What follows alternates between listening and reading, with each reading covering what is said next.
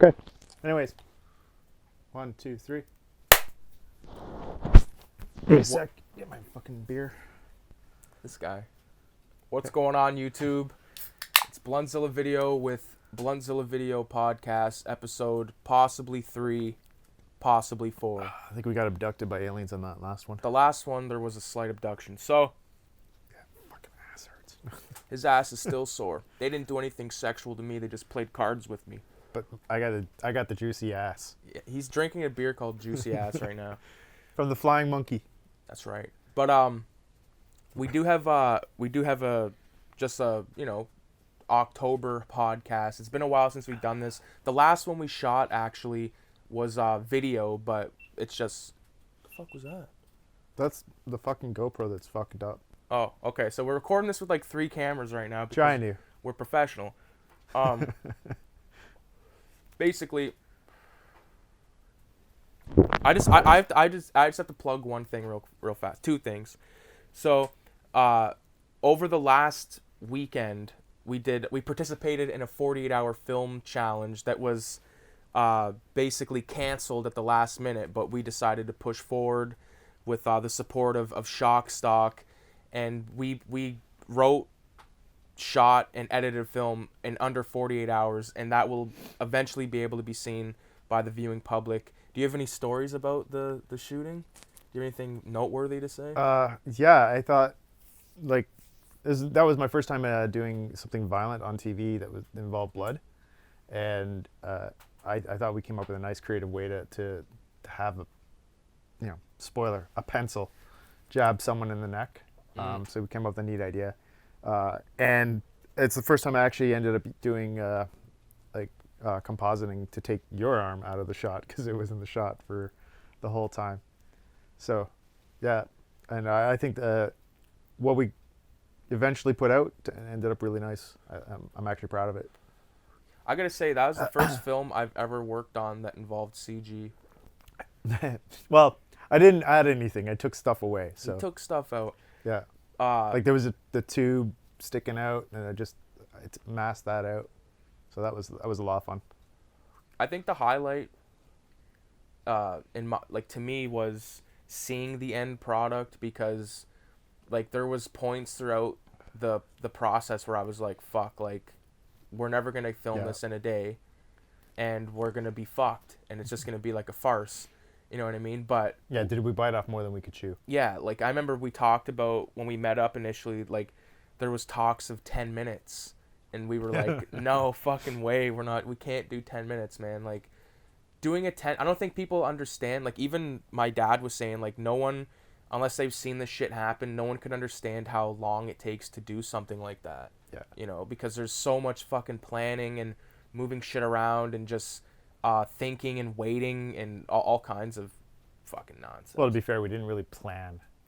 So, like, normally when we get a script, you got like a week or 2 to go over it, to line it up, to figure out what shots you need, to kind of block out your scenes and everything, and actors to practice and remember their lines. We had none of that. Fortunately, the actress we had playing Carrie, who happens to be my girlfriend, was really good at ad-libbing the lines. I hate to say it, but she played a real good bitch. Yeah, she played a good bitch.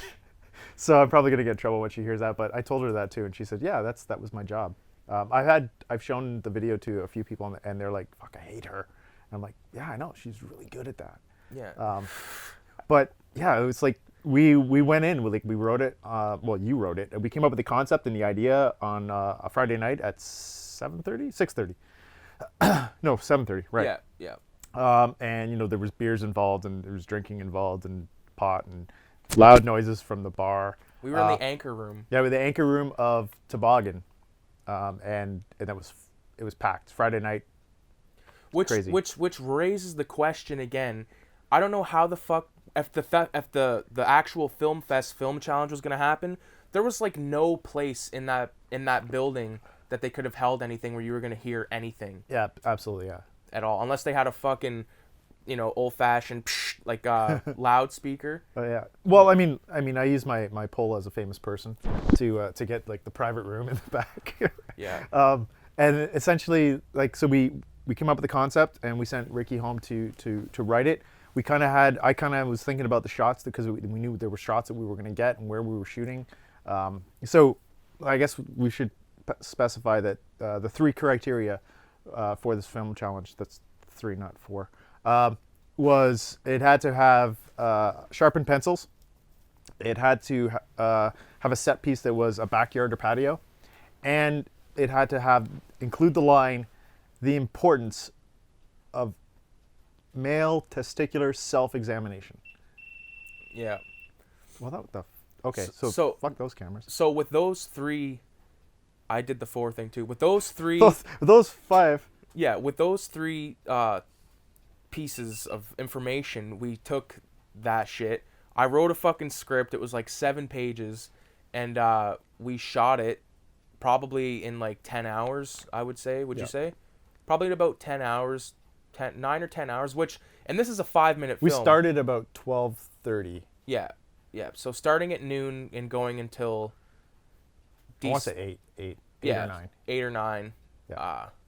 I mean, it went smooth. Everything went good. It was there was no real issues. One of the issues we had was dealing with a fire and like keeping it lit because of the smoke was just like the way that the backyard's positioned. We were kind of fucking destined to fail with that shot because the smoke, the wind was just like blowing at the camera, and we were fucked. So we made it happen though. We poured a shitload of kerosene on the fire, got it going good. But I mean, it's stuff like that you never really think's gonna happen. You're like, all right, we need to build the fucking fire real fast, get the fire going, and then it starts dying because lack of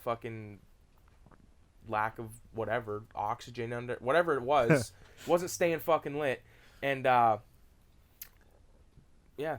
But I think overall, like we really only needed that fire for like maybe 1 to 2 shots. One shot. And we got the shot with the fire. It was important. And then we just used the smoke machine that I bought from Walmart for like $30. Yeah. And then just used that whenever we needed smoke. And then we added atmosphere.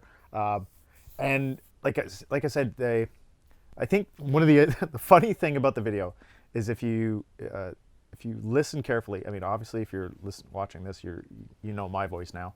But if you watch it, the actor who plays Travis, Nick, who you've seen in tons of Bluntzillavideos, including Spiral Scratch that just got released. Spiral Scratch. So he talks very quietly. And even though we had him mic'd up and we had a boom mic and that, his voice just wasn't coming out on the video as well as we wanted. So we did ADR, and I play the voice of Nick. Yeah. So I thought that was funny, and it timed up really well. You'll notice it only simply because my voice doesn't sound like I'm a 6-foot black man. Yeah. But it came out well. It fits the low budget East End Village vibe that we were actually going for. Yeah. And you even have a voice cameo in it now too. I do have a voice cameo. There's a quick little shot, just like a little transition shot where I'm not gonna spoil it, but he says something and I reply to him. And I say something as somebody else. I'm not playing Travis. No, he's playing like fucking Jerry the trucker or something, and I'm playing Phil the fucking mechanic. So yeah. Definitely stay tuned for that. The title of that film is Love in the EOA. So we had no idea what to call it. Yeah, that title was basically made up like as we were exporting. Well, not as we were exporting it, but like you mentioned it. I think the day of. Maybe. Oh no! Our director of photography, Dave Barrett. Shout out to Dave. Shout out to Dave. I was thinking of just calling it like something about your the thought of you, an East End love story, or just something about the East End and love. And then Dave was like, Love in the EOA, and he wasn't a fan of that name itself. He just threw it out. But that was the one that stuck in my mind when I had to come up with the opening title graphic. And so to put that title into like context for you, like the EOA is a neighborhood in the town we're at, London, or the city, I should say. Yeah. And we're bigger than a town now. Yeah, we're a city. We got like 400,000. But the neighborhood, like the film opens up with shots of the neighborhood. So and like sad to say, like this is the neighborhood that I'm in currently that I live in.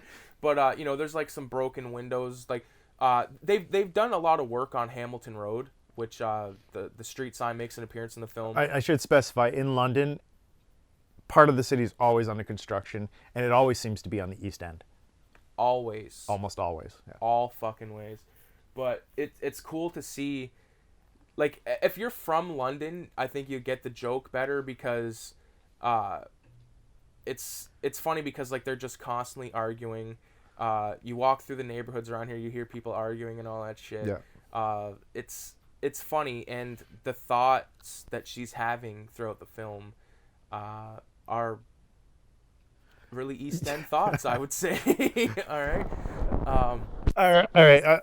Without offending those who live in the East Village, which I grew up in the East Village. I no longer live EOA, but imagine a Southwest American trailer park that is, say, half of a city. That's what the EOA reputation is. It is. I would say it's just like kind of a scungy, lots of prostitutes, lots of. Well, especially in your neighborhood. I don't know why they keep coming around your doors. Prostitutes, but honestly, it's so fucked around here.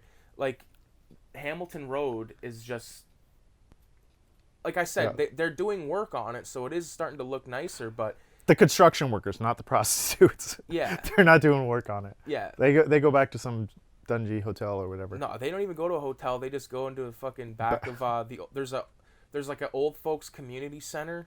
Their backyard. They go. I'm telling you, I grew up around here, man. They are fucked. But and they get paid for it. They get paid for. I wish we could have got a shot of prostitutes. Oh, I know, but it was when I went out to shoot. It was mid-afternoon, and they're not out yet. But no, they are, man. I'm telling you. Okay, they're out. I bet you any money if we don't cut the film and just get in the car and drive around for 10 minutes, we will probably see at least one.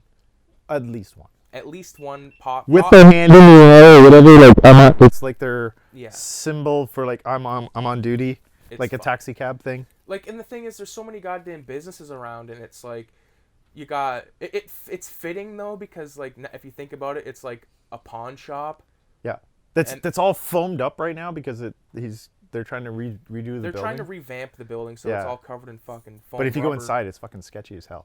It's sketchy as hell. I've got a lot of good movies from there over the years, man. Oh, no. Yeah. Like 4 for 10, I believe it was 4 for 10. Like, you go in there with like $20, you walk out with 8 films, and this is back when I was pulling like movies that I haven't seen before, or movies like that I was looking for a long time. Like, I found Clockers there. I lent Clockers to a buddy, like in high school, and he fucking lost it. Is it Clockers or Clock Stoppers? No, Clockers. It's a Spike Lee film. Oh, okay, yeah. It's like it's a really interesting film. I've got kids, so I might go PG and G rated. Yeah, it's like about a drug dealer played by Mekhi Phifer, who's he's really interested in trains, like model trains and stuff. Oh, okay, yeah. And they kind of play on that throughout the film, but it's really good. You got Delroy Lindo. You sold me on that one. Yeah. If he's in the movie, I'll watch it. And he's got a big role. Like, he's like the supplier, and he has like a lot of good speeches, and it's like with guys like that, like they can just deliver their lines like so fucking like it's like Morgan Freeman. He can read the phone book, and you're like, oh, that's so beautiful. But a guy like Delroy Lindo, like, he like makes you listen to him with his eyes. Yes. You know what I mean? Where Morgan Freeman, he's just kind of like, "Hey, I'm Morgan Freeman." Delroy Lindo will like grab. He makes you watch him with his freckles. Yeah. I mean, come on, those freckles are just like they draw you in. You're like, what are they? And they were like what in Prince of Thieves? They were even more pronounced because they made him look like tattoos or something. But it's actually his face. I got 2 movies to ask you about. Did you like The Bucket List? No, I haven't even seen that. You haven't seen that? Oh well, like it's to me it was like okay. There's old man comedy, right? Where we're like grumpy old man, and, out fishing. It's to me that doesn't interest me. That the whole idea of like 2 aging actors bouncing off each other for comedic purposes. I didn't. It doesn't draw me in. But if you recommend it, I will check it out. I mean, like, don't check it out based on my recommendation, because, like, you just said, like, exactly what it is, and I don't want you to, like, be fucking pissed if you do watch it, but I just gotta say, like, that's one of my favorite Morgan Freeman films of this era, if you know what I mean, of this era. Yeah. My favorite Morgan Freeman film is Lean on Me, just because I think. Yeah, that's a classic. I think that started the whole, oh, my teacher is so great in saving, but it was a black teacher, so it changes everything. They used to call me Crazy Joe, now they call me Batman. Yeah. Like, I love that movie, man. The thing is, right after that, they came out with a movie with Jim Belushi, called The Principal. It had Lou Gossett Jr. No. It's basically like, it's Lean on Me, but where he's like, oh, I've had enough, and he starts bringing a baseball bat to fight the gangs and shit. That's kind of like a Class of 1984. Yeah, kind of thing. Which is the best Michael J. Fox movie outside of Back to the Future. Ever. Oh, and The Frighteners. Man. But, yeah. I think people that have never seen that are, like, total fans of Back to the Future, they see that, and he's, like, this little, like, limpy, like, nerdy guy. And, yeah. Like, my hero. No! It's like, that's how it would really be if it was real life. He'd be getting his ass kicked all the time. Oh, totally. Like, he might be chumming around with some broad, but he's getting his ass kicked in the alley, getting stabbed and all that shit. Doesn't he get shot, or he gets killed, right, in 84? You know, he gets beat up. Like, he gets beat up pretty bad, but he doesn't get killed. He gets cut, though, I think. Yeah.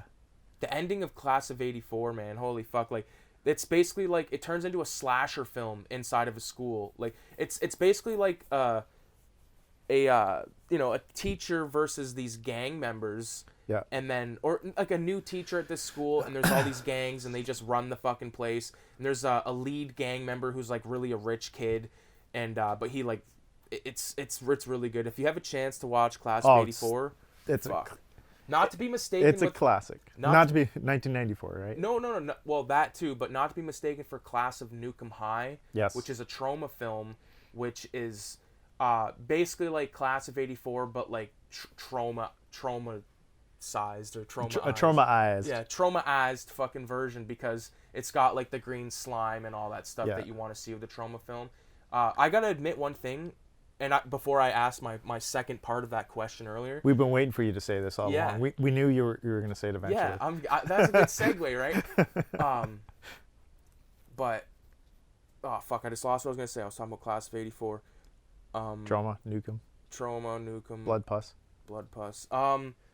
Which now Blood Pus sounds like a great name for a film. I think there's one called Blood Pus, a trauma film, or Blood Fart or something. Oh, Blood Fart, yeah, maybe. Could be but Blood Fart. Blood Pus. Just think about it. Like, since I forget what I was gonna say, I'll just go into what I was gonna ask him earlier. I can't believe I still remember that. But did you like those movies? This is totally not horror or like anything that people probably think that I'm into. But did you watch Bruce Almighty or Evan Almighty? Oh yeah, those are fucking good, man. Okay, Evan. Little shithole movies. Evan Almighty. I actually like Evan Almighty better. Evan Almighty was actually a better film than Bruce Almighty, simply from the fact that. Okay, Bill Cosby did a bit called Noah. It was like a 3-part bit that he did, and it was about like, okay, how would Noah's neighbors feel about this? And that's what Evan Almighty was. Bruce Almighty was like, yeah, give the power of God to Jim Carrey, and that was it.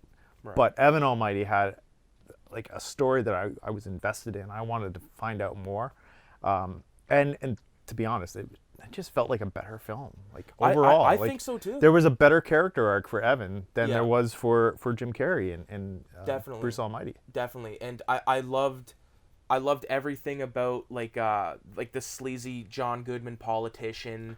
Oh yeah, all that stuff, and like, God, my fucking beer gut's getting big. Like how he how he kept talking about how he kept like shaving the beard and it would like grow back and all that. Like, I just thought that was so fucking crazy. Yeah. And then getting his family involved. And like everything about the arc and like the animals showing up, and like I know it's so like out of like our element or whatever, but it really is just like a good movie. And it's Steve Carell who, and I have to admit, I've never watched The Office. I've watched like 2 episodes at my girlfriend's friends like a month ago, and I was like, okay, this isn't that bad, but that was my first real exposure to Steve Carell, other than Bruce Almighty, which he was in. Bruce Almighty, yeah, and that other one he was in with Will Ferrell. The fuck was that? Anchorman. Yes. Yeah. And Yeah. there was 40-Year-Old Virgin, Yeah, he was which in was that too, like yeah. a fucking hilarious film. But I got to give The Office a chance. Is basically what I'm saying right now, because I like Steve Carell, but I know The Office is like 10 fucking seasons or whatever it is. Yeah, But just watch the British version. I've heard that the British version is better. Well, okay, this is what I'm hearing. Is that the British version is the original, so that gives it a leg up already. But it doesn't go as far into the characters as the U.S. version, obviously because of 20 seasons and how many episodes and stuff, and supporting characters that come in and out more so in the U.S. version than the British version. Usually, the British version is better by far, except for House of Cards. I'm sorry, but House of Cards, the U.S. is way better than the British version, and it just happens to be that the British version is good, but it's not as good as the U.S. because the U.S. took the idea and ran with it a lot more than the British version. Okay. But if you just want to get like office stuff, then you get to check the British one. It's short, easy. Okay. Yeah, I'm saying it right now that I'm gonna watch it, but I'll probably fucking never watch it. Yeah, you'll forget. I mean, that's beer and pot legal in Canada. Plus the amount of good shit that's on Shudder. Total shout out to Shudder. Yeah. No Like- shit. Like the Creep Show. There's a new episode out that I have yet to watch. I've watched the first 3. I've been trying to like. I'm more interested in on Shudder right now is because as a film person, I've been watching The Core and I've been watching like the history of horror and history of sci-fi. yeah. And those are the things that have been capturing my attention. I love The Core. I Like, never watched it's that. fucking amazing because they get some of the best directors of horror cinema today, like Adam Green from Hatchet. That was the latest one I just watched where they talked about like Halloween and why it's so important, and then they go into special effects, like and how to. Oh, it's so good. Just I'll have to watch that. That's on Shudder. that's on Shudder. Yeah, it's a Shudder exclusive because at the end of the episode where they're talking about this genre of horror. They bring it to like a Shudder producer who he goes, oh well, I recommend this movie that's on Shudder, and I recommend this movie that's on Shudder. Okay. And it's like, oh, so good, and then you want to watch those movies. Yeah. The thing about the history of horror, like the Eli Roth Yeah. documentary show, they have the rights to everything, and they fucking show every clip of every fucking Yep. movie you could possibly think of. The first episode I think is Zombies. Oh yeah. They that was a got good one. Romero, they got Fulci, they got every fucking thing. White Zombie, they got everything you could think of. It's got Greg Nicotero, Rob Zombie, and Eli Roth sort of having a round table Yep. intercut with other interviews and stuff like that. It's so fucking well done. And if you like want to know the history of these, like I think it's the best thing since there was a BBC documentary and it had this dude, I forget his name, but he went through the history of horror. But he ended in like with Halloween Yeah. because he said that was when like horror died, and I don't agree with that. Yeah, but, no, that's bullshit. yeah, I don't. Horror didn't die; it just evolved into something else. And Yeah. To be honest, horror was buried late '80s, early '90s. There was a period of time, in my opinion, that horror wasn't mainstream horror. I would say because there was a lot of shit going on underground that was really good that didn't come out until after the early 90s, that really was shit. It wasn't good, but the 80s was a decade of horrors. I mean, there's a documentary, In Search of Darkness, coming out, which if you pre-order it on, I don't know where the fucking website is, search it, Google it, pre-order before Halloween, you get this epic package, right? It's like $60, but it's a documentary. It's like 4 hours long of footage and stuff, but then they're going to cut it down to less. That goes through all the 80s, best 80s horror movies. Talks with directors, talks with writers, talks with actors. It's top notch. Some of the best YouTube creators for horror, Good Bad Flicks, Chris Stuckman.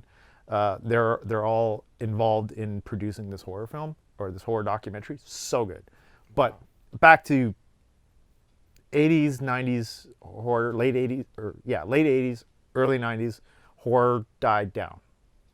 There wasn't as good as much great content. There still was, but there wasn't as much. It was like those really super polished like Scream, and I Know What You Did Last Summer, Oh yeah. and like those kind of like 90s films that came out that I remember. Yeah. I don't really, and like Candyman came out in 92. Leprechaun, like there were movies that came out late Yeah. When I 80s. say early, I mean like I'm talking like 88 to 92. Really, there was that period of just it wasn't as big. Horror died down a lot, and that actually ties into Halloween because Halloween 4 and 5 came out around that time. It didn't rejuvenate the industry. No offense to Daniel Harris, who's like a horror icon, and I love the shit out of her, but those two movies seem to bring down horror in a sense. Like it wasn't as graphic, it wasn't as violent. It was rehashing a lot of the same old shit. Well, and with me, like here's where I stand when it comes to the Halloween films. I love the first one, the second one, the third one I like, the fourth one I tune out, the fifth one I tune out. I think the sixth one is like Return or Revenge or something like that. I tune out. I don't really tune back in until the one that people hate with Busta Rhymes. I actually don't mind. That's only because of Busta Rhymes. Yeah, I love the scene where he's like clearly stoned, sitting in a hotel room watching kung fu flicks. Yeah, and he like tries to talking kung fu. to the TV. Yeah, And he's kicking his ass while smoking a cigarette. Like, but I see. Okay, I couldn't get into the Daniel Harris character. I just couldn't. I never really liked that stuff. I did. I never thought that the mask was scary enough. No. Like Oh. when you watch, like the first Yeah. time that I seen Halloween, my cousin and we watched it together, and it fucked him up with the music. Fucked him up, Yep. and the shot of Michael Myers outside of Laurie's bedroom looking up. I lived in an apartment building on the second floor at the time, and I remember looking out that window every night for like fucking could have been years for all I know. And just because the shot was just so shocking, and it was the mask and everything about it. And after that, like once it got into those later ones, you were just watching them for the kills, but they were trying to like develop this story that some people love. Yeah, I'm one of them. I like some people love, and I that's like totally Halloween fine. 1, 2, 3 was great on its own. 4 and 5, I thought they were going somewhere, and then they kind of got rid of it. And that's I thought that was a disservice to where they were going, which to me would have evolved into more people being part of this horror thing that was going on, or like this cult thing that was going on. But the like H2O, sorry, With LL Cool J. which was a good horror movie. The scene that fucked me up in H2O was a scene where like I think they're in a library or something, and Michael Myers he is up somewhere and he like lowers himself down behind her. Yes. That shot. That's what Michael Myers needs to be. Yeah. He needs to be this slow, methodical. Like he's okay. He like doesn't make noise. Like Yeah, he exactly. shouldn't make The noise. silent shape going out and killing people. Yeah. Like because when you think of like Halloween 1, you don't fucking hear him barely. No. Like other than like some breathing and whatnot, but like I mean when he's like physically like the shot where like one of the most famous shots where he like rises up like from behind the bed, like he's just there's no noise made and it's so fucking spooky. Like Alfred Hitchcock said, like the silence, like the power of the silence is like insane. I don't know, man. I quickly want to since we're talking about the Halloween films, we have to talk about the Rob Zombie films because I don't think we've ever talked about them. I just want to put out my 2 cents and then we'll see what your 2 cents are. Yeah. So the first one came out in 2008 and I thought it was fucking awesome. I thought it was so hardcore. I loved the characters, the white trashiness of it. I mean, Oh yeah. there's I people love the white trashiness of it. there's a documentary, a guy that on YouTube his name used to be like the VHS collector or the analog anarchist or something like that, and he made like this documentary series. One of the episodes was about how Rob Zombie ruined the Halloween franchise and all that, and I just totally disagree. I think that Rob Zombie film is fucking hardcore. I love the greasy stepdad, played by William Forsythe, I believe. Rest in peace. I believe he's passed since, but goddamn, like the whole opening. I know like an argument is like you don't want to know anything about the shape, you don't want and that's what makes it scary. But I think like it's he's valid in doing what he did, because if the rest of those fucking remakes are valid, then that one is, man. Because No, yeah, like, not all those remakes are dog shit, and Halloween is definitely one of them. I would say the Rob Zombie's Halloween was a good reboot to the Halloween series. Right. It was taking it in a totally different direction, which was fine for a reboot to do something different than rather than rehashing the same old shit. The problem is when the producers and the executives got involved with the first Halloween, like Rob Zombie Halloween, Yeah. and then forced him to make Halloween 2, Rob Zombie's Halloween 2. Yeah. That's where shit got fucked up and literally that's what killed the franchise. Like that's why the reboots died, because Rob Zombie did not want to do Halloween 2. He and well, at least he didn't want to do the Halloween 2 that the executives and the producers wanted to do. Okay, I think that Halloween 2 is it's not dog shit, but I think I have to rewatch it, because I haven't watched it in a few years. You have to totally separate it from Halloween, and like, you from the also Halloween franchise, and you have to also, do that for anyways because it's a reboot, yeah, regardless. and it is a Rob Zombie film, and it's fucked up and it's twisted, but I mean I didn't hate it, but I definitely was confused by it, and I think a lot of people were, and I think a lot of people are taking second looks at those Rob Zombie films, like the Halloween ones especially, that people shit on, and like they watch them now. If you watch a Rob Zombie Halloween and then watch any horror film in the last like 5 years, other than like Hereditary and like The Witch and like certain crazy horror films The that came out. Vivitch. No, The Village. No, The Vivitch. Oh yeah, because it was like VV. Yeah. Yeah.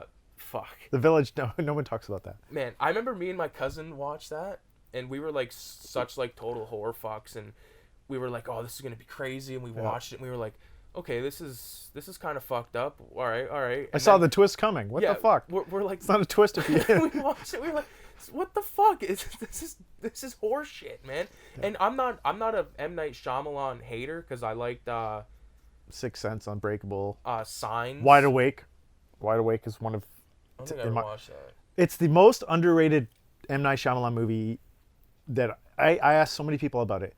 It stars Rosie O'Donnell as a nun. She works in a Catholic school, and some kid his grandpa dies, and he wants to find God to ask if his grandpa's okay. So he goes on a search for God, and he explores all these different religions. It's a coming of age movie. Right. Sorry.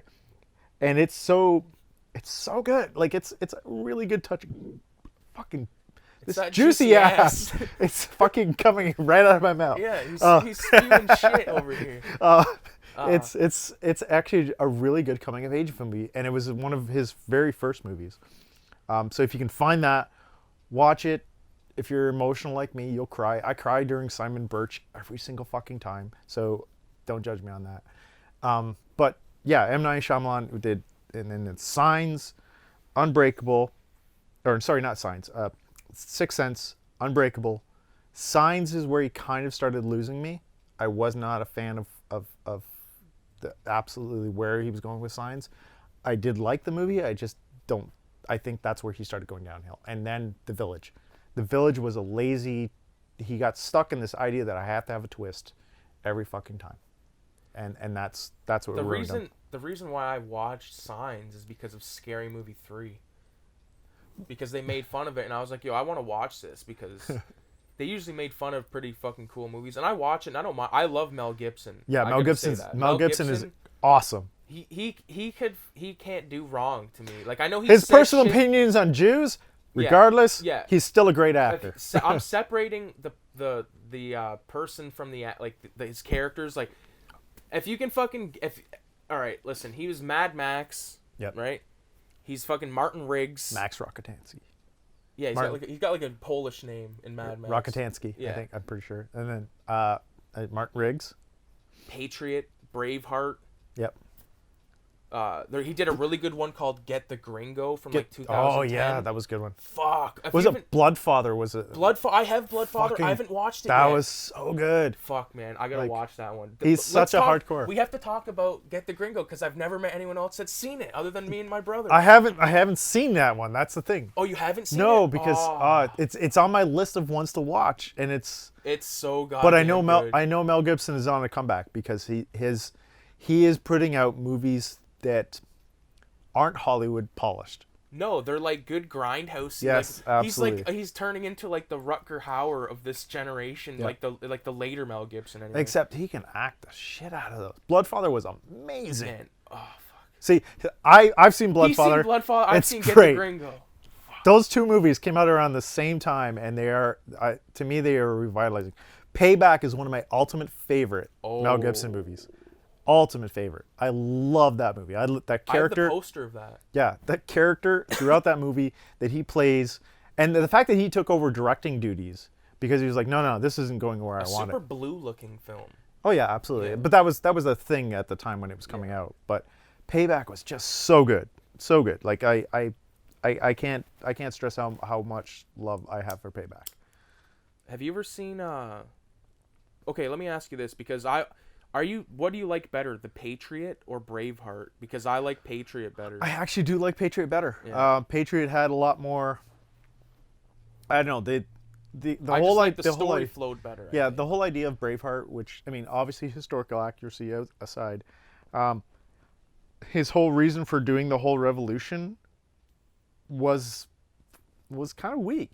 Like ultimately, it was weak. It's a great movie. I love the movie, but it's not as good as Patriot. Patriot has his reason for going into battle. Like the whole thing, he's like, no, I'm done fighting. It's done all, fighting. and then it's his son then that brings both him in. sons. Yeah, both sons. Both sons die, and that is enough reason to understand why this guy would do it. And he's not doing it because he's a patriot. He's put up on a pedestal as a patriot because of what he did. But it's so good. Tim Roth, not Eli Roth. Tim Roth plays such a great bad guy in that one. It's so like, he's really good on that. I know you'll have films like this. That movie, along with like The Thing, and Strapped, and a few other ones, Fast and the Furious, like movies that I watched with my stepdad that like were like really good fucking movies. Yeah. Like the first watch, and you're just like, God damn, like those movies. They just like those are movies that I will always watch. That I will always like every couple of years like throw on because it's just like I can remember the Rambo films. I specifically remember when me, my brother, and his dad, we sat there, we watched all 3 Rambo films, and I'd never seen 3? I'd never seen well when there was 3 Rambo films, we watched the first 3, and I was like, I can't believe that's when I was like discovering like crazy movies, man, and like every weekend, like just seeing like fucking Rambo or like, you know, a young kid seeing a movie like Belly, and I was just like, holy fuck, this is it. And then with my dad watching Clockwork Orange and fucking all these like, you know, that's where I developed my love for the Universal monsters because he kind of started me with those. Like some of the first movies I remember watching other than like Disney films were Frankenstein, Dracula, The Mummy, and the Wolfman, and like he had those 4. So this is where our generational gaps will come in because I grew up watching the Universal monsters on a show on Cleveland's WUAB TV. In London, we used to be able to get that like over the air, and the Superhost was great for always airing Universal monsters, low budget monster movies, and that's where I grew up watching like Dracula and Frankenstein, Wolfman, all that shit on those films, and it was on TV, so they were great. And WAB would also air a lot of fucking horror movies on TV, so they were obviously censored, but like Friday the 13th, Hell House, Gargoyles. There's a 1970s film called Gargoyles. It was made for TV, I think, but that movie was one of my ultimate favorites. I loved that one.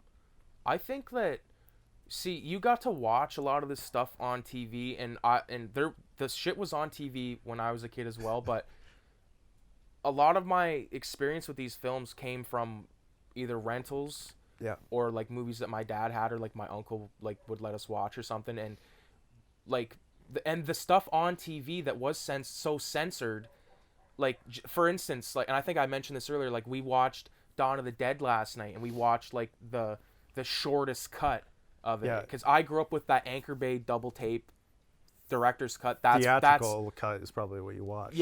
So I like, there's scenes that are totally emitted from the film, like lines of dialogue that burned into my memory. And They call that the Mandela effect. It never really existed. You're just making this all up in your right, head. yeah, but so watching a movie like the director's cut and then going to the theatrical cut is almost the same as watching like the Friday the 13th Part 4 on cable, because all the good shit is going to be cut out. You know what I mean? Yeah, Not all but- the good shit, but you know what I mean? Like as a kid, like I said, they put these movies on after 8 o'clock on usually a Friday or Saturday night, and just the trailers, because they used to show trailers of the movies that they were going to show, freaked the fuck out of me, and I couldn't like, I went to day camp, and I freaked out because I was like, oh my god, this looks exactly like the scene where Jason comes out of the water and grabs the girl.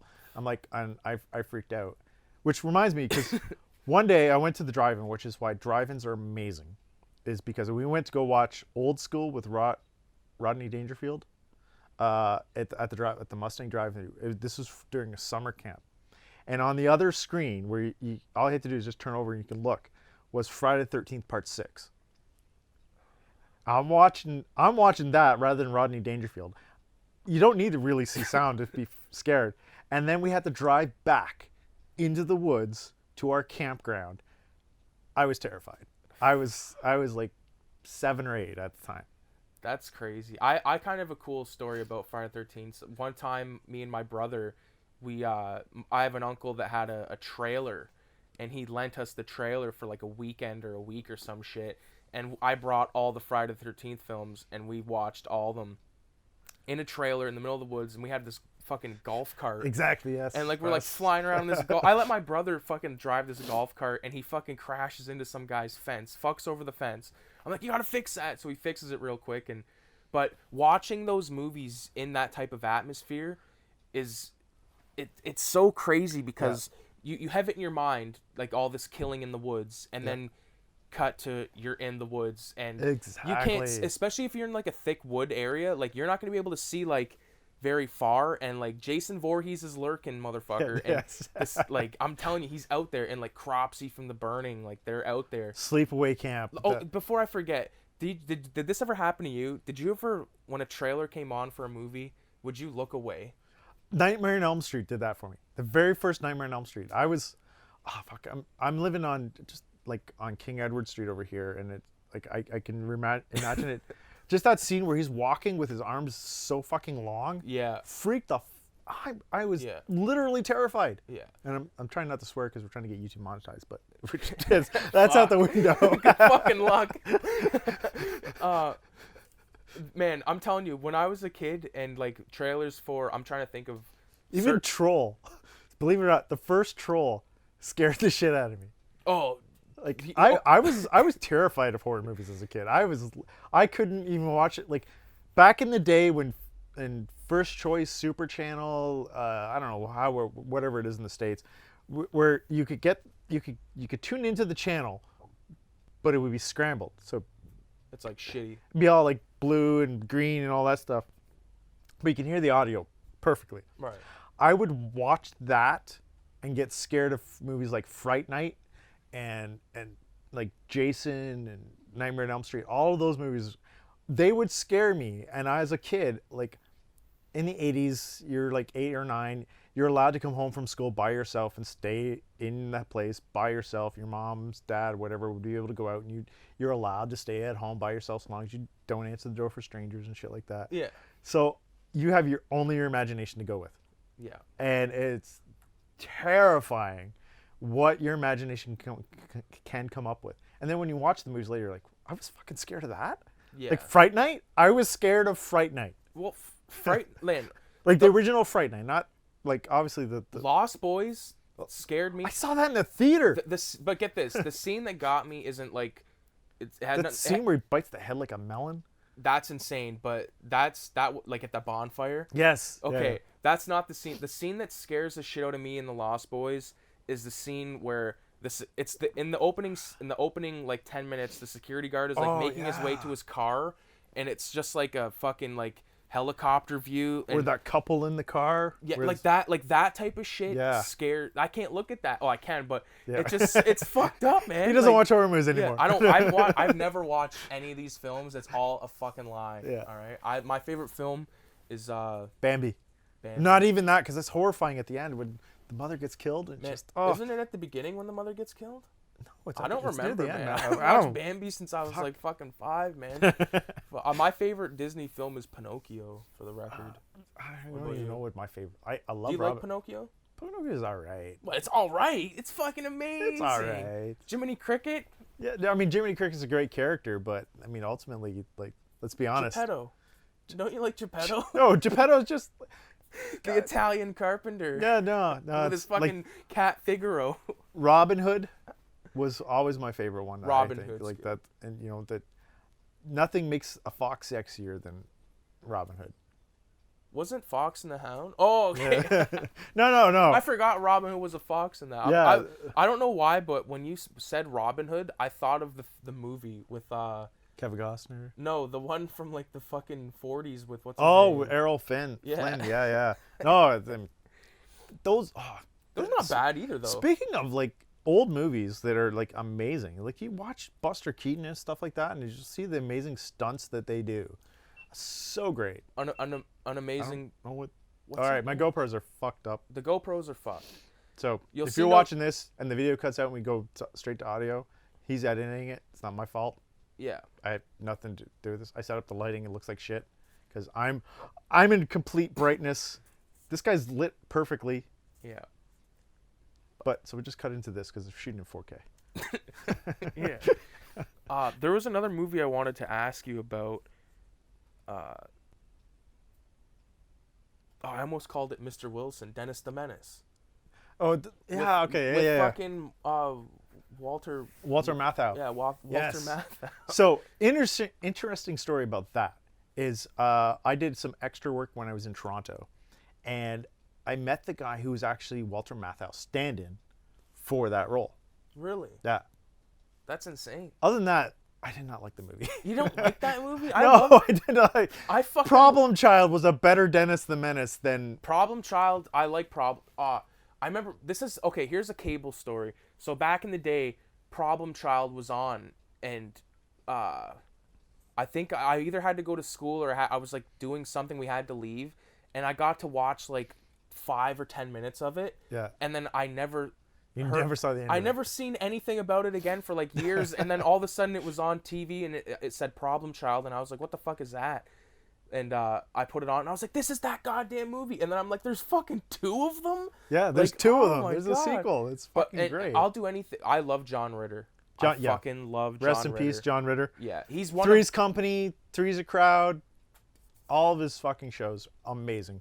And his son is actually doing pretty good too. But yeah, his son, John Ritter is, John Ritter's son was in Freddy vs. Jason, John Ritter was in Child's Play 4, Bride of Chucky. Bride of Chucky. Yes, and he was also in Buffy the in- Vampire Slayer. He was also in It. And As It, the yep. older better Ben Hanscom than this new fucking. Have you seen this It 2? No, I haven't even watched the first. Oh yeah, It. okay. All right, I'm not even. Okay. I'm sitting like, why would I want to watch that? all right. So what's your opinion on the It from the 90s? It from the 90s is a product of its time. Okay. Like, you can imagine. Okay, it's on TV. Right. One, if you're old enough, you're staying up late to watch this. Right. You are terrified because you've never seen anything like that before. No. And you come with the new one, they're doing the same shit. Except maybe a little bit bloodier. Well, the thing that they're doing with this new one is they're making the kids like not scared enough for me. Like they're not scared enough. No. It's not real enough because there's a thing about film that if you make things too real, you lose the illusion of realness. Right. Right? Like that's why shaky, found footage stuff can be scary, but if you make it too real, you lose the illusion. Yeah, like speaking of, we just watched Blair Witch Project because my brother had never seen it, and I like it, and I like the documentary Sticks and Stones. That was the it was like the the made-for-TV, Yeah, like In Search documentary. of. Yeah. That one was scarier than the fucking movie. I have another Blair Witch tape down there it's Curse sealed. of the Blair Witch. It might be, it's something like that, yeah. But I can't even fucking watch it, but because I'm not gonna open it, because No, you can find Curse of the Blair Witch I'll find it on online. YouTube, somewhere out there. I watched but it. like the thing about that's so scary is because I was my brother's a pretty seasoned horror watcher, horror fan, and he was picking up on stuff that I didn't know if he was gonna or not, like how like War Dogs. yeah. But anyways, like it was such a fucking it's an experiment to watch the Blair Witch after you've been to film school.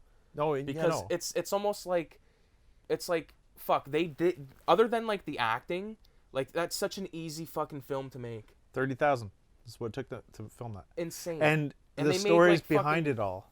They made it like over a million. the Over a lore, million. definitely the lore behind Yes. the Blair Witch is better than Which the they film. developed with the movie, right? Yeah, like that's why Curse of the Blair Witch to me is the scary movie.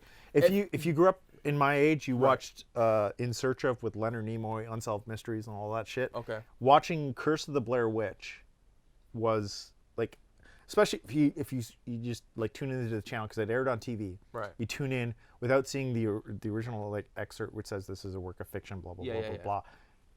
You believe it's real because you've seen movies that look like that or shows that look like that. It's like Trailer Park Boys. When it first came on, I thought it was real, but that documentary, it actually is. They're just like it's really cops. good at it. It's cops from the criminal's point of view. Yeah. But that Blair Witch thing, like the history about like that guy Rustin Parr. Rustin Parr was like, a good like one. Yeah. he would make the kids like face the wall. Yeah. Like I feel if like you didn't know that's the thing. Like you kind of have to watch the documentary to get that, because otherwise you're just like, what is he doing, taking a leak? And then like she gets and then gets knocked over. Yeah, so it's almost like a companion piece that's necessary to watch before you watch the film. Exactly. Because Yeah. there's no real spoilers of the film in there. Like, you know what happens. Like, it's a found footage fucking film. They found the footage. Yeah. And there's some cool footage of the found footage, literally, like old rusty, or not rusty, but like old dirty film canisters. And like what are they, like little VHRs or whatever the fuck, like little mini VHS tapes. Shit. Okay, so before we get back to the Blair Witch thing, have you ever seen Tropic Thunder? Yeah, of course. Do you know, like, the guy's drink is called Booty Sweat? That's juicy ass. Juicy ass, yes. Which, I mean, lighting sucks because I wasn't planning a Have product a sip placement. of juicy ass. There you go. Tastes pretty good, actually.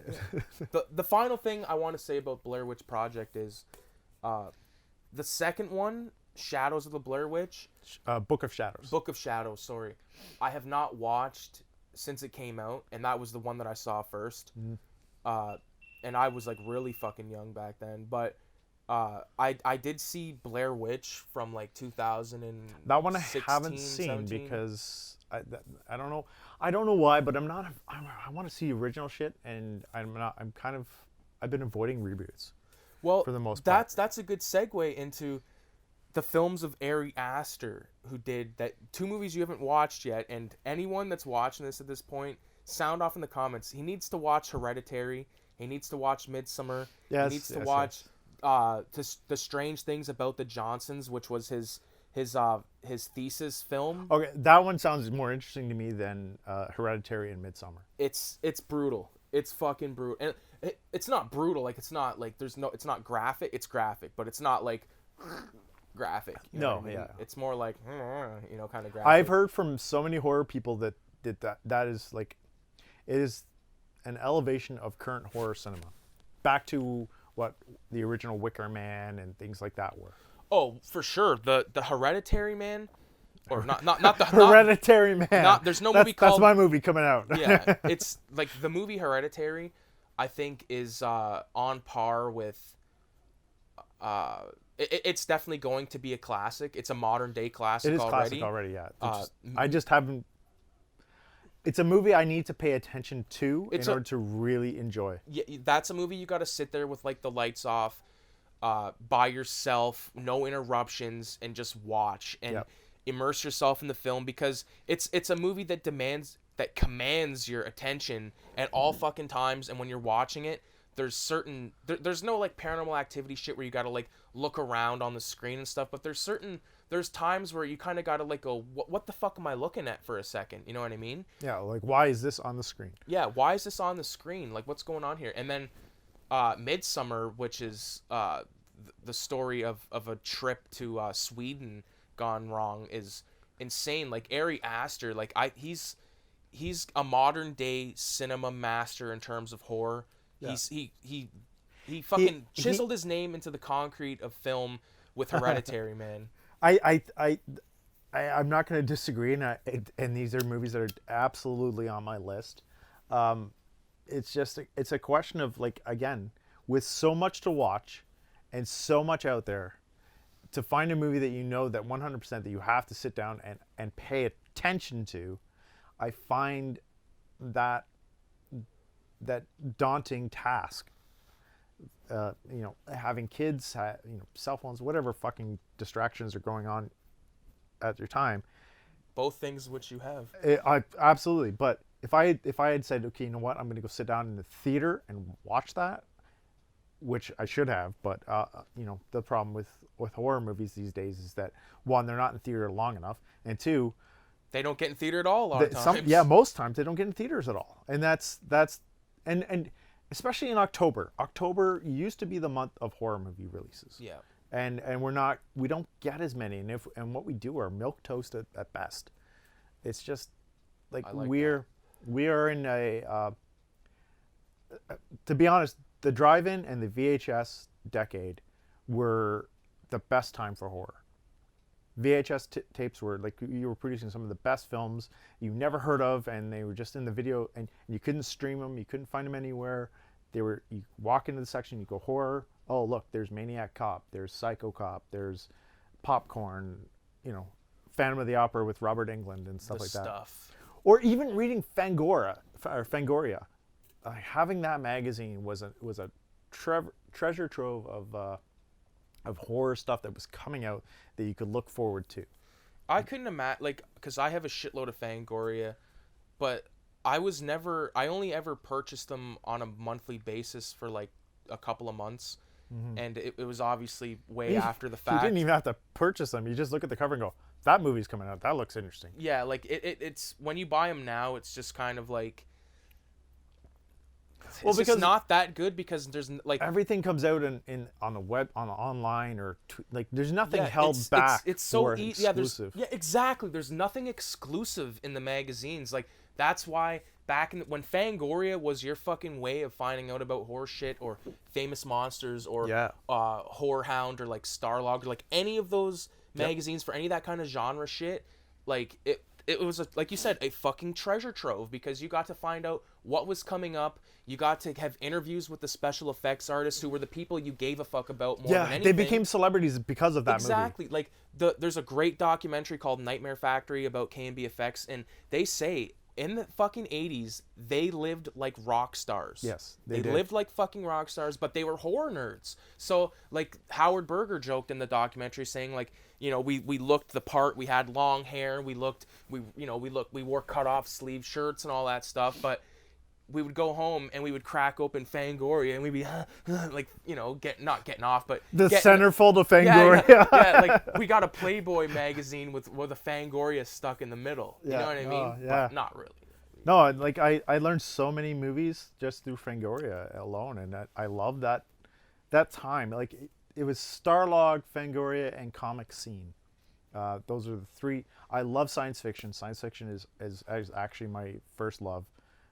Horror became it was actually my third love, because I love comic books more. So those three magazines, constantly on a regular basis, I'd pick up and just I'd learn about what's coming out, what's going on in the industries that, and so much better than what it is today when you go online and just everything a year out is like, hope this theory is coming out, we're going to do this movie, and then never happens. Or here's what's coming out in the movie and what it's all about 3 months before it even comes out. Like 3 from Hell, which just came out on, like, it was in the theaters for like 2-3 days. 3 days. And immediately on Blu-ray and DVD I haven't watched it. You've watched it, you lucky bastard. I have to wait for my girlfriend to be in the mood to watch it. I've been getting laid all the time, but I can't get her to watch Three from Hell. It's I'm so pumped to watch that movie. But one, because I love the Firefly family. I Right. I absolutely adore them because they are such a callback to Texas Chainsaw Massacre, and that redneck brutalization family that and I've followed them throughout all of it, including the Haunted World of El Super Beasto, in The which they animated were cartoon. yes, in which they take place in. But even that was ruined because you find out, well, okay, Sid Haig, rest in peace, one of the top people in horror. Regardless of what you think of his movies, as a person, Sid Haig was a genuine gentleman and a pleasure to know and to meet. And the horror community is forever at a loss over him. I think a lot of people were really fucked up by the Sid Haig death because one, they respect him as an actor and they love his roles and stuff, but also he's known for going around to all the conventions and everyone's met him. Fuck. Oh, keep talking, man. What the hell? Like everybody's met Sid Haig, and they're like, it's almost like when he died, it was like some guy that like like you've sat like because we sat beside the guy, and it's like holy shit, like it's almost like a personal thing, almost like the Robin Williams thing, where like like a lot of people felt like it was really a friend, so to speak. Like the George Romero thing really fucked me up because I was thinking like, you know, George Romero made some of the movies that I think are just like the best best ways to escape reality, like Dawn of the Dead. Like when we were watching that last night, even though it was the theatrical cut, I was just like, it just brings me back to like this or I feel like I'm in there with them, and like when they go in the gun shop and they're stealing all the guns, like all that, it's like you lucky cocksuckers, but they're not lucky because and how Dawn of the Dead jumps about from being like, it opens up as like this like this newsroom, and then it cuts into this insane like heist, or not heist, but like sting or raid or whatever you want to call it, and all of a sudden it's like this on the run film, and then there's bikers, and there's constant zombie threat, and it's brutal, man. Like I love it. They just don't make movies like that nowadays. They tried with that remake. I like the remake. I like the remake. Yeah, the remake is good. It's one of Zack Snyder's better movies. He's got an interesting commentary on there as well. I would say that movie was probably maybe real quick. Maybe you can explain this for me. What's the hate on Zack Snyder? Zack Snyder, he's hated just simply because. Is that a comic book thing? Oh yeah, it's more comic book related. Like, okay, let's preface. Zack Snyder did Dawn of the Dead, the remake, 2004. 4? Yes. 3. 2003, I think more. But and then he followed up with Watchmen. Well, actually, he followed up with probably other movies, but Watchmen, which was a beat for beat adaptation of the comic book, which unfortunately you cannot adapt the comic book exactly beat for beat in a cinematic feature. You have to change things, and what he did change was not in keeping with the spirit of the comic book. But it's still a good movie. I enjoyed it. I own it. I do watch it from time to time. And then he followed up with 300, and 300 was Frank Miller's basically history of the Battle of Thermopylae, and it was okay. He introduced a whole. Actually, this was before Watchmen. He introduced a whole slew of tropes that he started doing, which was the slow-mo action, where like it didn't appear in 300. 300 did not have any of like the zombies running in slow motion and running at you type thing. It was. Oh, you mean Dawn of the Dead? Yeah, sorry, Dawn of the Dead. Yeah. Yeah, Day of the Dead. That remake sucked. Fuck, which one? Yeah. No. But it is essentially Zack Snyder was always kind of a dark person in a sense. Like he had a dark twist on things. So even Watchmen, which was supposed to be a send off on current DC culture at the time, was way darker than it originally was. And then he did Sucker Punch, which visually looks amazing, but he couldn't tell the fucking story. The story was not there. Like I liked the concept and the idea of Sucker Punch, but the story wasn't there. And then he got Man of Steel, and he took this character who everyone loved because of Christopher Reeve, especially since he had just recently died, and he turned basically the Man of Steel into a depressed, mopey, I don't know, millennial at this point. Like a pansy. Yeah, well, kind of a pansy. I mean, he did stand up for himself, but he always kept it in the shadows type thing. And then did Batman vs. Superman, which many people complain because Batman was killing people, but Batman was killing people like in the Tim Burton movies anyways, and no one complained about that. And that's why Zack Snyder has this bad reputation, is simply because he takes original IPs, projects that are beloved by fans. So like if his Dawn of the Dead, which was really good, many people didn't like because the zombies ran, which was kind of the first time that zombies, mainstream, that zombies ran. Yeah, because they had ran previously in, I believe, Nightmare City, but yeah, and or they were pretty fast in Return of the Living Dead. Some of them. Yeah, absolutely, yeah. But it was definitely it was a brutal, intense, high-paced insanity when you've seen these zombies run in films like the Dawn of the Dead remake and films like 28 Days Later. Yeah. And the slew of zombie films that followed after, which the was because zombie of Dawn of the Dead. The remake Dawn of the Dead really ushered in that whole new genre. Even though films were in production way before that, it released a whole slew of new zombie movies, and we were like inundated with zombie movies at that point. And zombies had been popular for like years before because of like games like House of the Dead, Resident Evil. Zombies were very popular in video games, and it wasn't until Dawn of the Dead, when it finally got released, whether or not it was the first or not, was that zombies took place again in horror cinema.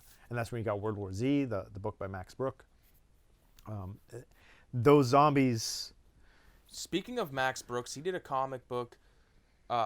It was called like the zombie survival guide, like and it just had like I don't think it had anything to do with the zombie survival guide. It was his own thing, but it talked about like different scenarios of the zombie virus being discovered. Yeah. So like these Vikings like dug up this body and like ate it, and it was infected with a zombie, and like just these different scenarios, and it was fucking amazing. But like the World War Z stuff and all that stuff, I don't really classify them as like they're not on the same tier as like the Dawn of the Dead remake. No, and the whole reason why Dawn of the Dead and Night of the Living Dead and Day of the Dead, all of those, even Land of the Dead, to a degree, they work is because they're not about the zombies. It's about the people. Which is why Walking Dead is so popular. It's just not about the zombies.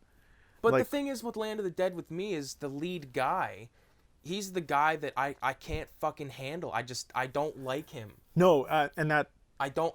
He's the reason why the movie suffers to me. Yeah. And I love Dennis Hopper. Yeah. But I don't. I wish he wasn't in there just because, like, he doesn't Dennis Hopper it up like fucking Apocalypse Now. But I just feel like he's like playing like this guy. I wish they had a scummier guy. Yeah, no, totally. Do you know what I'm saying? Essentially, what Land of the Dead should have been, and if George A. Romero had foresight and visions from the future, would have recognized is that movie should not have been done until after the Occupy movement. If he had done that movie after the Occupy movement, it would have been so much better. Yeah, because people would have that's what it would have been like, right? Yeah, like, absolutely. Yeah, I can understand that. Yeah, and you know what? That's one thing that I only ever took into consideration, like, kind of during film school. They kind of touched on it. I think that one guy did about like post 9/11 films. Yeah, And like absolutely. post-war films. Like I understand what that term means, and like so that could be like a post-Occupy film. You know what I mean? Yeah. But Like yeah. in terms of like he was coming across because he finally got funding to do this movie that he kind of had a vision for a long time, only simply because of Shaun of the Dead and Dawn of the Dead, the remake, and 28 Days Later, but getting popular, he finally got funding, and finally got money to make the movie that he wanted to do, which was Land of the Dead. Diary of the Dead was, to me, was actually better than Land of the Dead. Yeah, which was a found footage film. Yeah. And to me, okay, so we got the later trilogy is Land, Diary, and Survival.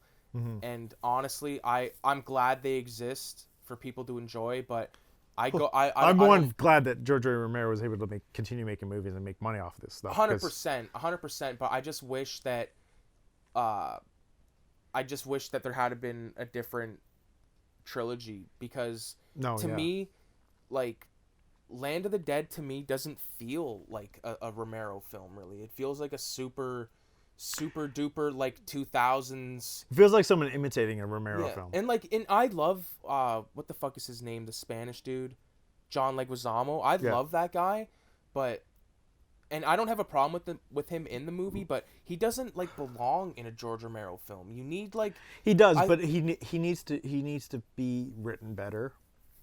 And, yeah, and because the main guy, he was just like, to me, like, they were all if you look at the pattern in all of the other George Romero films, the main characters are super relatable, because they're not like these fucking like yeah. you know, like the main guy in Dawn of the Dead, or the main guys, like, you got Flyboy, you got Peter, and you got fucking Roger dies, Yeah. and he was like kind of like about to crack before he gets bitten.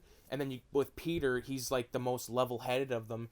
And I think most people, they like to pretend they relate to Roger or Peter, but they relate to Flyboy, who's like this guy that doesn't know really how to shoot a gun, you know, kind of is not fumbles over himself, but like, he's competent, but he's not like a pro like the other guys. But and they made everyone a pro in Land of the Dead. yeah, they made everybody a pro from the get-go, and it's like, well, what the fuck? You know? And then you got Asia Argento in there as like this one-liner delivering, like, I don't mind her, but Your stereotypical tough female. she's, yeah, and it's like, you don't have to be like super like saying what's your story. Like, there's a line, there's a part in there where they're like, she says, "What's your story?"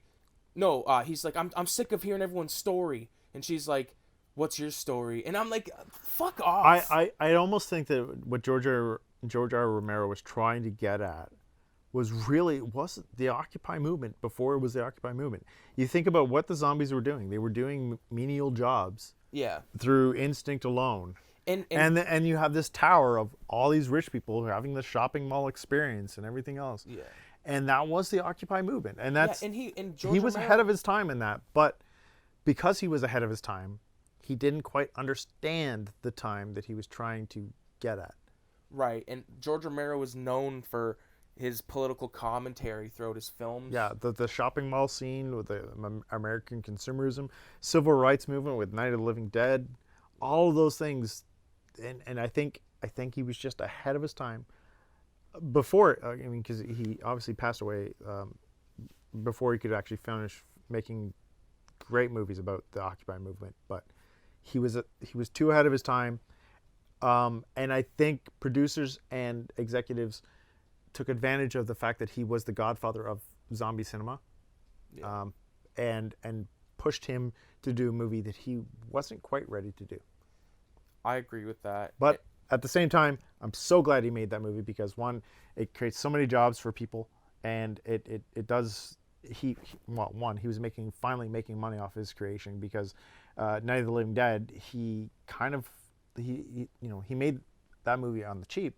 He made money off it, but he deserves so much more than Well, what he the got. thing is, that movie very quickly fell into public domain. Yeah, because he didn't copyright it. He didn't get money from that film until they did that re-release. Yep, exactly. That re-release with stuff Which is added why in. Return of the Living Dead was able to use The Living Dead as a title.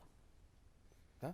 I buy it. Yeah. And because I think John Russo had something to do with both films to some degree, but I think Dan O'Bannon wrote Return of the Living Dead. Yeah. Who also wrote Alien. Which, I think, all props to them. I do love that movie. I do love Return of the Living Dead. Return of the Living Dead 2 was actually my introduction to zombie movies as a whole.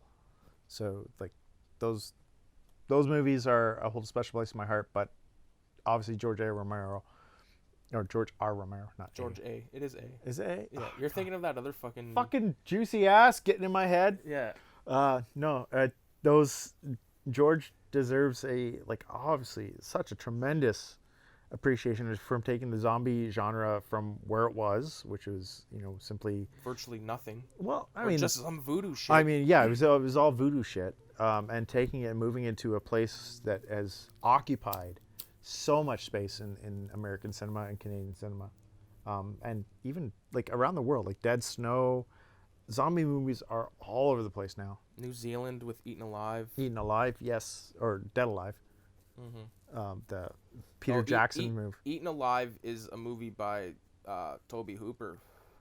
Tobe Hooper? Toby Hooper. Chainsaw Massacre? Yes. Holy he shit. directed a film called Eaten Alive, and it's about this greasy guy that owns a hotel, and there's like a little tiny like pond out front of it where he has a pet alligator that he feeds people to. There's like a brothel down the street. Oh shit. And Freddy Krueger, Robert Englund is in it, and he coins the term that's used in Kill Bill. My name's Buck, and I'm fixing to fuck. Oh. I like to fuck. Yeah. But I mean, yeah, similar, very similar. Speaking of okay, we need to kind of go into. I want to go into Quentin Tarantino territory, only because of all the movies and genres that Quentin Tarantino has not entered into, outside of science fiction, is horror. What do you think that a Quentin Tarantino horror film could or should be about? I think it should definitely be about. I think he could do a good job with like a serial killer, like maybe like a crime detective horror film. But I wouldn't want to see. I do need to specify. Dusk Till Dawn, although written by Quentin Tarantino, was directed by Robert Rodriguez and does not necessarily qualify as a Quentin Tarantino film.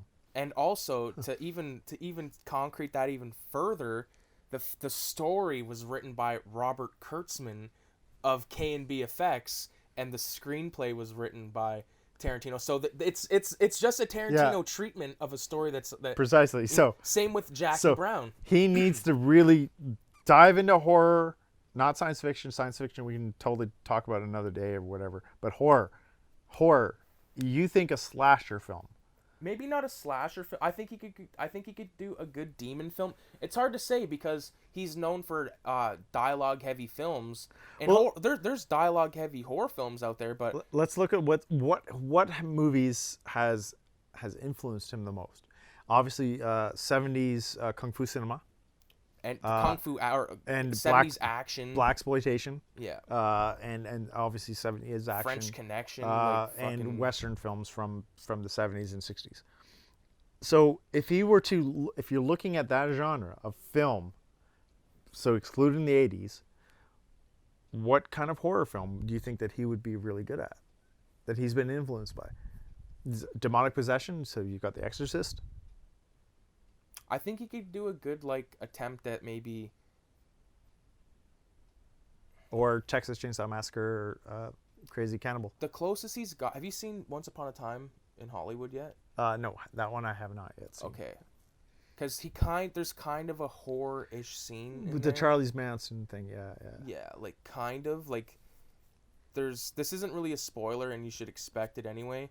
There's because I wrote my last term of college, I had to do a Roots of Terrorism class, and I wrote a paper on Charles Manson for the thesis or the end, and basically I know a lot about the Charles Manson killings, and when it showed it, I always wondered, I was always wondering in my head what they were talking about on the way up to the house, right? And they show that scene, so you got Tex and you got fucking the three broads, I forget their names right now, but like the conversation they have. It's Tarantinoized, of course, but that's I think as close to like some really horror looking shots that I've ever seen him do. Yeah. Like he has never really. There's no real horror shots. No. There's horrifying moments. Horrifying moments. Like Yeah. in Inglourious Bastards, with where he, the bear Jews like coming out of like that tunnel. Yeah. And it's even Hateful Eight. There's definitely some horrific moments in that. There's some horrific moments in there. Like one of the most terrifying moments ever is like Samuel Jackson making that guy fucking blow him. Well, okay, like, yeah, that's The horrifying. whole lead up to that but is like holy fuck. I believe it was more the guy who's like taking care of the horses, and like he just doesn't seem like he fits in. Okay. But yeah, I think if we were going 70s style horror, he would have been influenced by Manson, the Manson killings. So a cult like thing. And to be honest, like Texas Chainsaw Massacre was also influenced by those killings as well. Yeah. So like there would be a family or some type of patriarchal society that followed the tenets of this person. Like it's gonna sound weird. I would love to see him do a Waco type cult movie. That'd be interesting. Like Kevin Smith did with Red State, but Which I haven't seen yet. Obviously, Quentin Tarantino style. I think he could definitely write the dialogue of like a Jim Jones kind of guy. Yes, You know what I absolutely, mean? yeah. I think that's the horror that he could really do is like Yeah. how close from society are we from falling under the influence of an influential leader? Wow. And if Quentin Tarantino were to do that now as his final film, because apparently he's got one more, I think, in the can. He said he was only doing 10, even though he's done like multiple others. But if he were to do one more, I think a commentary about like how far or how close society could be to being ruled under a cult-like leader. What's your top 3 Tarantino films? Reservoir Dogs, Pulp Fiction, and I have to say Kill Bill 1. Even though Kill Bill... Is that in order? It actually is in order because I do love Reservoir Dogs was just phenomenal from an amateur filmmaker standpoint. He knocked it out of the park. He didn't have as much skill as he had from later on. He knocked it out of the park with the tension, with the even the whole scene with Michael Madsen basically like cutting the guy's ear off. His visual style on that was amazing. Pulp Fiction was great from a dialogue narrative standpoint because it was the first time it influenced the idea of talking about nothing outside of Seinfeld. But it was like, here's dialogue that got you to get into the character's head, but didn't further the story. Yeah. Which unfortunately has become a trope and is now used so often in screenwriters' tool set that Pulp Fiction is bad for, but it's also really it was refreshing to see at the time. And then Kill Bill, I just loved the homage to Hong Kong cinema that was in that movie so much. Like, trying to remember the influences. Obviously, Battle Royale was in there because he chose some of the actresses from that. That whole scene with the Crazy 88 was just amazingly filmed.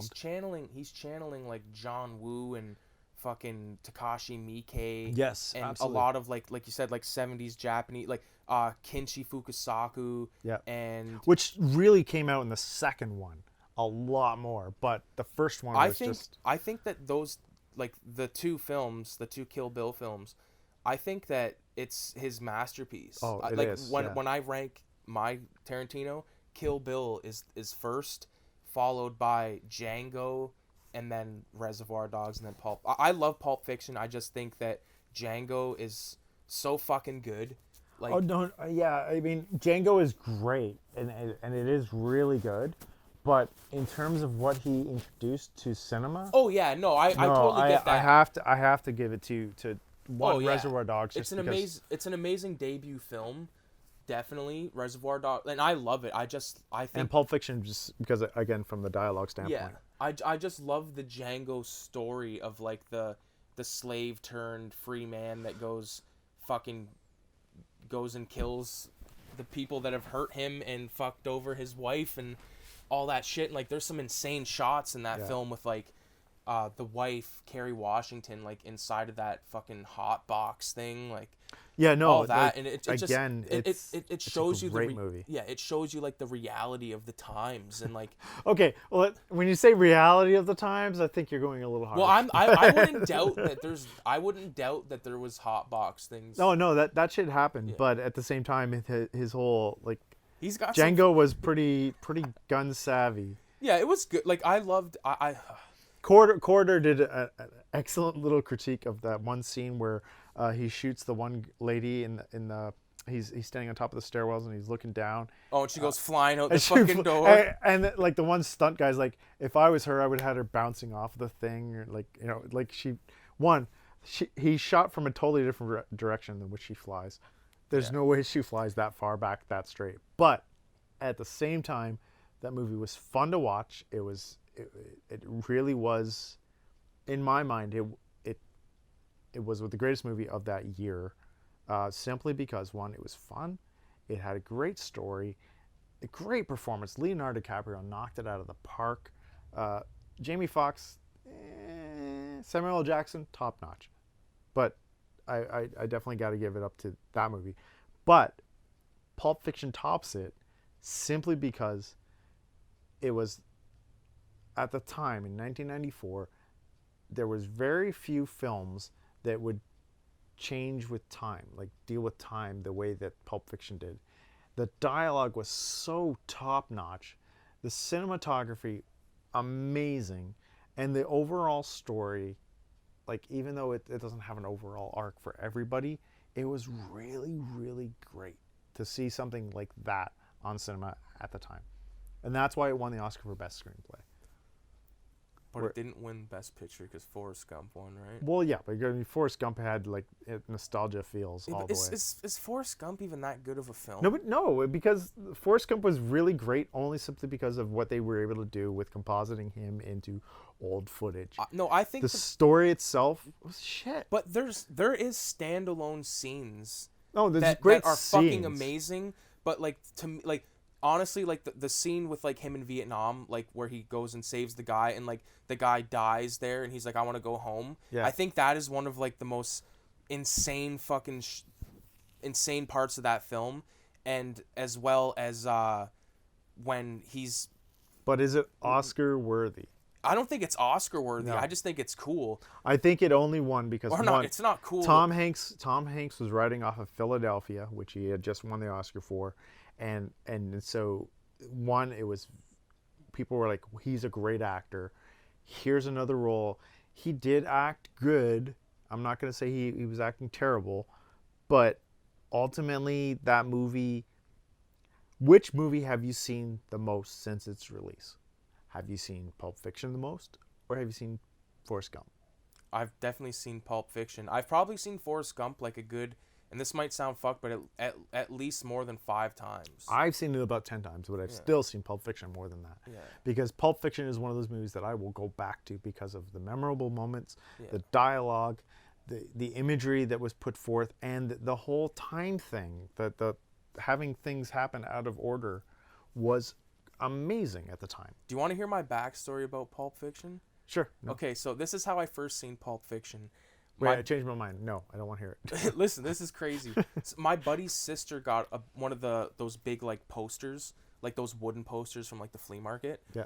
And it was a Pulp Fiction cover, and I was like, my friend Mike, he was like, that movie's so good, it's so good, and I'd never watched it. And then we went another, like, flash forward to a different time. Me and these 2 other guys, we were looking for some place to get high, and a buddy of ours, his sister had been recently evicted, and we went through her window into the apartment, and we fucking like ransacked the place basically. This is like fucking more than 10 years ago, but Pulp Fiction was there, and Kids was there as well, both from '94, I believe. Yeah. And I took both of those, right, and I put in Pulp Fiction. And the opening scene with like the guy and the girl at the fucking diner, and then it breaks into the robbery. I was like, I was hooked right from that very fucking moment, man. Absolutely. Right Yeah. from when she says, "Anyone moves, I'll fucking execute you, or I'll execute every last one of you." That to me is like one of the best openers of all Yeah, time. And then absolutely. like jumps immediately to like Jules and fucking Vincent Vega, right? Yep, Vince And Vega. Yeah.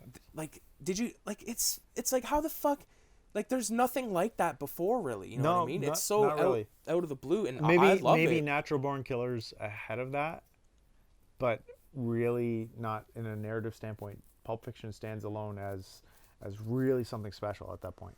I love like, there's so, once again, there's so many great moments, like the moment in the pawn shop, like even before like the what happens in the basement of the pawn shop, like once they get in and fucking Butch has like the gun to Marcellus Wallace's head, and like the clerk of the pawn shop, like that, all of that is just so like Well, captivating. like from a narrative standpoint, like they had already established that Marcellus Wallace was the biggest badass of the entire film, Yeah, right?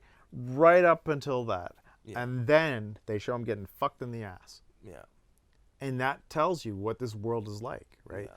You could be on top of the world. You could be the biggest badass in the entire neighborhood. But at some point, you're going to be brought down. And even then, like, you know, you've got this redemptive arc. Like, you've got this guy who's fighting for survival, trying to get away from Marcellus Wallace. yeah. And he still feels like, no, what's happening to them is wrong. And you've got so many arcs, so many little nuanced character beats in Pulp Fiction that's what really makes it stand out from from all of his other works. Yeah. So like it again, Reservoir Dogs is still number one, and then I'd go Pulp Fiction, and then I go Kill Bill, Volume 1 and 2, because they should have been considered one film. Those three are right now his best masterpiece. But if he were to do a full-on cult horror film, I think he could easily top Kill Bill if he went that route. I don't think he could. I think that Kill Bill is untoppable because it's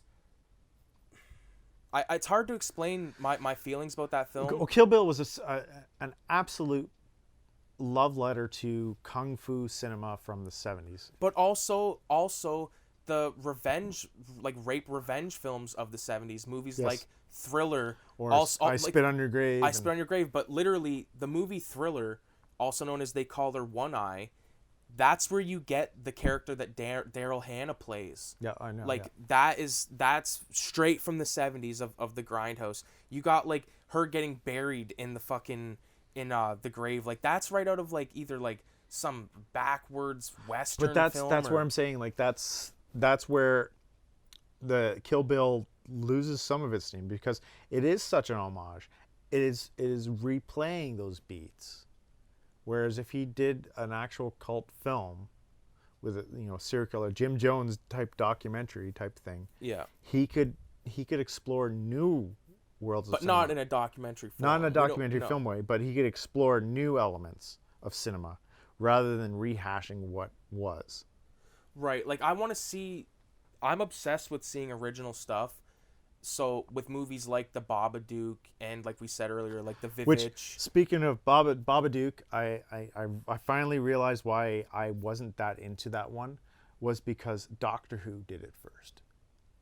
Okay. There's a Doctor Who episode, I think season 2 season 2, called Fear Her, and it really runs into the Babadook type territory. Okay. Well, with me being unaware of that, I still think that movie's fucking really crazy, and that kid is so annoying but needed to be annoying. Like he needed to be that annoying to push her over the edge. Yeah. And he played it well. I'm not saying the kid's a bad actor. He's an annoying little cunt, and I probably just try to strangle him too. Yeah. But I really like that. And like I was saying earlier, like movies like It Follows and movies like what the fuck? Hush. Yeah. Have you What seen the fuck Hush? was an amazing movie. Yeah. Did you see Hush? No, that one I have not seen. Hush is a film about this woman who's a writer, and her house is basically being tormented by a guy, and she's deaf. So, Yeah. And then he realizes that she's deaf. Right. It's fucking nuts, man. It's nuts. Same with like Strangers Pray at Night. Like the original Strangers is good, but that Strangers Pray at Night, like I really fucking like that. Wait, movie. so I have not seen the sequel to Strangers. It's good. The Strangers. Yeah. The Strangers was really good, like so good that I didn't think they could top it with the sequel. The idea that this family was going around and just picked a house at random and killed these people inside and then just drove off. Which is a 70s exploitation thing. Yeah, just the whole like you answered the door. Yeah. And You were home. that idea of the second one, I have not seen that one, but if you think like you recommend the sequel to Strangers. Yeah. If you're a fan of the first one. I'll obviously. say this: it takes place in a trailer park. Oh, If so that piques your interest. there's at always all. people at home at a Yeah. trailer park. That and then what was it? Oh, damn it! I forgot the movie that was in my head. That happens every single time we talk because I'll remember it the moment I drive home. Is it The Hitcher? No, not the Hitcher. Is it? Oh, what's that one called? Vacancy. Vacancy. See, the thing about Vacancy that piqued my interest is because I had a story idea like that earlier. You got fucked. And I got fucked, but at the same time, they didn't do it exactly how I was doing. I was just simply going to call it Motel Hell, which is I know now is a name that's been taken out. Yeah, that's a movie But that's already. when it exists. came out, have you seen that? Oh yeah, Fuck, it's crazy. yeah. That's the beauty of cinema is that you have ideas in your head right now that you're thinking, it's not that fucking good, and then Hollywood goes and does it. And then it's like, oh, this is amazing, Yeah. but you're like, I could have done that better. I want to be the next fucking. Oh shit! Yeah, the next oh shit. I just dropped my fucking microphone. Very professional. Yeah. I whenever you think of something really crazy, you want to make it because you don't want Hollywood to make it and then fuck you over. Yeah, I mean, like, it's not like they're gonna be fucking stealing your idea, but like a No. similar idea could come about, and you know, like you don't want to get fucked because think of it, man. Like the Blair Witch Project, like anybody could have done that. It was the marketing. anybody could have The done that, marketing is what made that movie what it is. yes. And- Marketing changed that movie entirely, 100%. Yeah. So if you have a pretty decent idea and you have a good, really solid marketing strategy, you can make, because if a movie like Blair Witch can be sold, then anything can be sold literally. Because look at that thing. Like without all the lore, it's just like people lost in the fucking woods. And there are worse movies that get made and sold and produced than the Blair Witch. And the Blair Witch is by no means a bad movie. It was the marketing 100%. But there are movies that are just total shit that somehow seem to find an audience because we are in a global world of 7 billion people. Yeah. You're bound to find somebody that loves the movies that you make, and that's why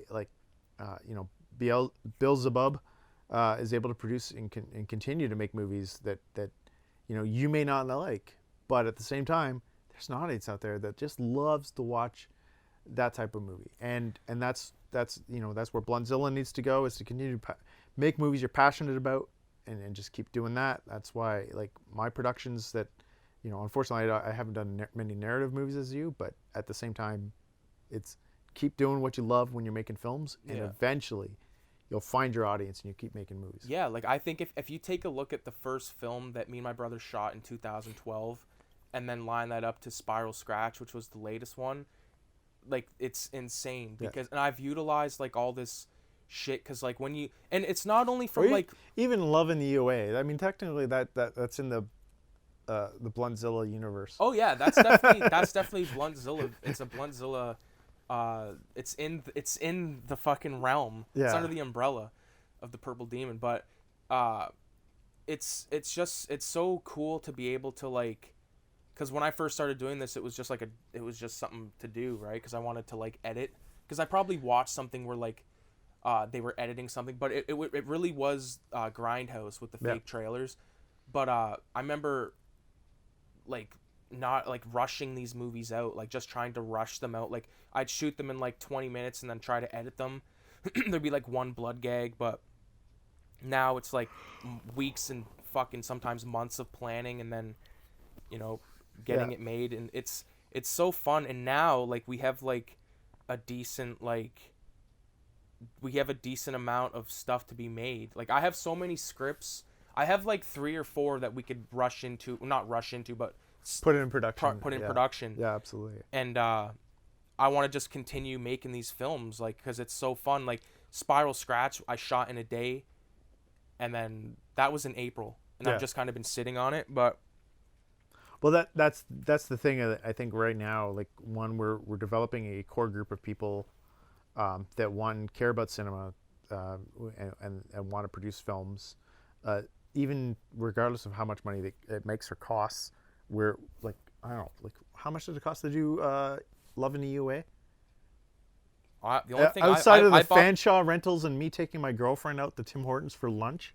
I bought a thing of rope. Oh, rope and then blood and whatnot. $12. Yeah, $12 so we're rope. talking less than maybe 200 to produce that. Oh film, yeah, oh yeah, right? Like, oh yeah. It outside cost of the my rental brother's equipment. white shirt. Yeah, and outside of the renting of the camera equipment, which we could have shot on a DSLR if we were really that desperate. I mean, I think just getting out there and producing films and just It's fun. having with, fun like, and putting it out the there. support of like the shock stock Yeah, like thing, like with them, like like, you know, because the guy that runs shock stock, Jake, like he's like the one that kind of was like, you guys should just do this. Yeah. You know what I mean? We were all like, well, fuck it, let's do it. And we already had the time booked off. Let's fucking like, do it. He said, like, you can either take these industry sessions at this film festival, or we can just make the fucking movie. Yeah. And we fucking were like, fuck it, let's make the movie.